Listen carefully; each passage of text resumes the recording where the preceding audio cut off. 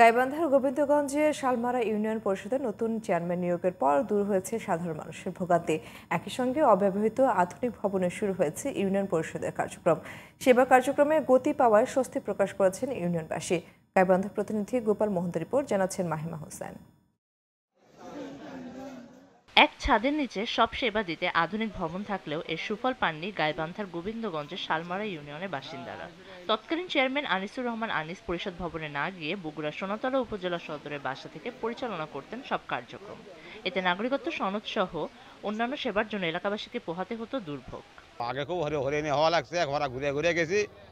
এখন আল্লাহ দিলে খুব সুবিধা হয়েছে বাবা। চেয়ারম্যানও খুঁজছি, খুঁজেও পাইনি, এখন পাওয়া যায়। ভোগান্তিটা মানে কয়েকদিন ঘুরতে ঘুরতে নাই, চেয়ারম্যান নাই। সোনাতলা বাসা খুঁজে বের করা লাগে, খুঁজে বের করে আমার সেনেজার নেশা লাগছে, এখন সেটা লাগে না। 5 আগস্ট ছাত্র জনতার অভ্যুত্থানের পর আনিসুর রহমান পালিয়ে যান। গত 4 December panel chairman Mohammad Sanjib হোসেনকে ভারপ্রাপ্ত চেয়ারম্যান নিয়োগ দেয় জেলা প্রশাসন। এতে গতি ফেরে ইউনিয়ন পরিষদের কার্যক্রমে। ভারপ্রাপ্ত চেয়ারম্যান আমরা সবাই মিলে তাদের সঙ্গে নিয়ে কাজ করতেছি। কোনো লোকজন বিভ্রান্তিতে আর পড়তেছে না। সালিশ দরবার থেকে শুরু করে যত সমস্যা আছে এই পরিষদ থেকে সবাই সুবিধা পাচ্ছে আর কি। ইউনিয়নবাসীর জন্য সর্বোচ্চ সেবা নিশ্চিত করার অঙ্গীকার করেন ভারপ্রাপ্ত চেয়ারম্যান।